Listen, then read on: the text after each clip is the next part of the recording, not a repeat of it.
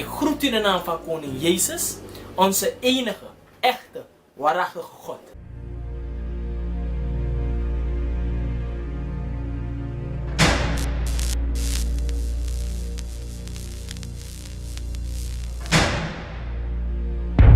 Who said the Bible is not exciting? It has all the same elements of a blockbuster Hollywood movie. Exciting battle scenes, revolutionary hero, drama with lots of lying. So you're not his sister then? Of course not. Backstabbing. Yes! This is Bible storytelling with all of the Hollywood flair. It's not modern, it's not kind of tiny movie making, it's grand scale movie making, but with a really, really important message to it. So what is that important message? ChristianHeadlines.com surveyed Christians about this Exodus movie. 80% of the respondents said that they were interested in coming to see the Exodus film if it's biblically accurate. So how does this Hollywood blockbuster stack up to one of the Bible's most epic tellings of God's deliverance? Now, the most important aspect to keep in mind when reviewing any biblical film is to answer this question. How does this film portray God and his servants? Here's where the story differs from the Ten Commandments. First off, the voice of God is played by an 11-year-old boy. In an interview with The Hollywood Reporter, actor Christian Bale says this about his character Moses. I think the man was likely schizophrenic and was one of the most barbaric individuals that I've ever read about in my life.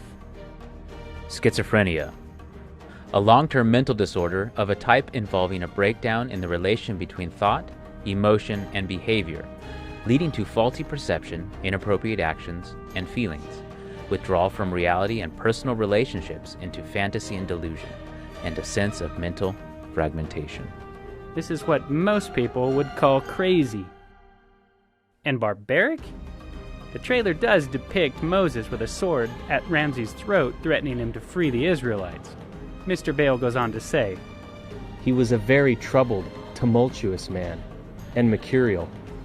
But the biggest surprise was the nature of God. He was equally very mercurial. Mercurial, subject to sudden or unpredictable changes of mood or mind. The Bible's pretty clear about God's character, and it's anything but changing. For I am the Lord, I change not. Therefore, ye sons of Jacob are not consumed. Jesus Christ is the same yesterday, today, and forever. So where does he get these ideas? You see, the amazing thing here is that Christian Bale actually read the first 5 books of the Bible. But remember, spiritual things are spiritually discerned. He also read the Quran. And Jonathan Kirsch's book, Moses, A Life, it's worth noting that Jonathan Kirsch is far from mainstream Christianity in his theology. In his book, he writes of Moses. Truth be told, however, the biblical Moses is seldom humble and never mild, and his conduct cannot always be regarded as righteous. At certain terrifying moments, as the Bible reveals to anyone who is willing to read it with open eyes, Moses rears up as arrogant, bloodthirsty, and cruel. Is it meant to humble me? Because it will not! This is not even close to how the Bible describes the character of Moses. Now the man Moses was very meek above all the men which were upon the face of the earth. Now in the Internet Movie Database, it even lists Christian Bale as an actor who is either atheist, agnostic, or non-religious. And where does the director Ridley Scott stand in all this? As the director put it, There's magic in science fiction, except it's fundamentally believed to be real. so is he saying that the Bible stories are science fiction and that we should not believe them to be real? First of all, it's epic in scale. And second of all, I don't think people have seen this world done properly.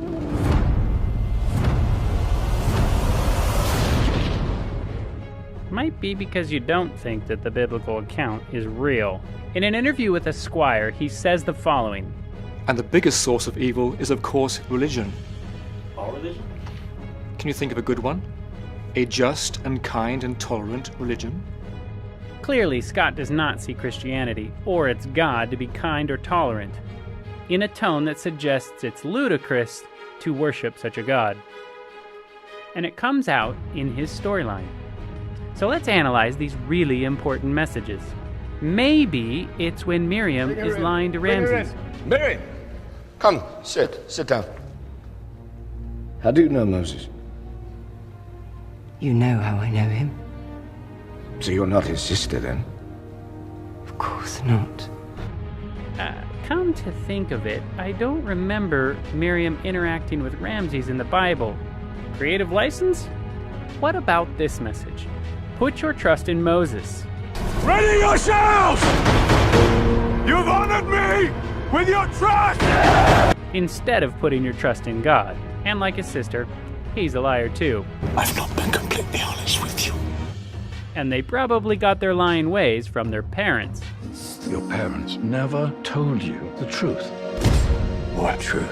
But I'm confused because this is supposed to be... It's really a battle of ethics. Except, is it ethical for Moses to transcribe the foundation for morality? The Bible is very clear. It was God that wrote the Ten Commandments with his own finger. Or maybe one of these important messages is that Moses started out as a non-believer.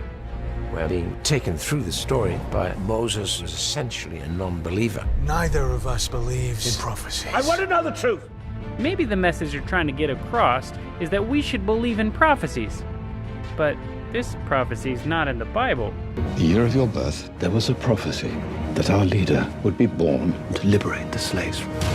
Maybe one of the messages is that God needed a leader that was really good at killing people. So let's just see who's more effective at killing. You, this god, or me? After all, he's a leader of a revolution. Moses believes his place is as leader of a revolution. So if the movie isn't even close to the Bible, maybe we should go see it for the same reason that Christian Bale would see it. I'm obsessed with tidal waves, and this has the most remarkable one that I've ever seen, and I could just repeat it, and I'll just go to see the film just for that. Ah, the most iconic moment in the film. Well, what does the director have to say about this scene? In an interview with Ridley Scott, he speaks about his vision for the parting of the Red Seas. I didn't believe it then. I was just a kid sitting in the third row. I remember that feeling and thought that I'd better come up with a more scientific or natural explanation. According to the Wall Street Journal, he has decided to have the waters part as the result of a tsunami caused by an earthquake. Before a tsunami strikes, coastal waters often recede, leaving the seabed dry before the giant wave arrives. I think that's more miraculous than the biblical account. So, are there any miracles attributed to God? The plagues, right? Well, the plagues are in there, but how does the director Ridley Scott see miracles like the plagues? It's always interesting to address all the facts. Out of the facts comes the logic, and out of the logic comes reality. So neither the plagues nor the parting of the sea are logical. They're not supposed to be. The Bible says, "For my thoughts are not your thoughts, neither are your ways my ways, saith the Lord." The true biblical story is really about God's mighty hand of deliverance. It's all about how he wants to continue to deliver us even today. This movie will ultimately leave you with a skewed view of God and his character. Because if he wasn't the one who really parted the Red Sea and saved the Israelites, how could he save you? My advice, take an Exodus from their twisted depictions of the Bible and save yourself some money and the disappointment.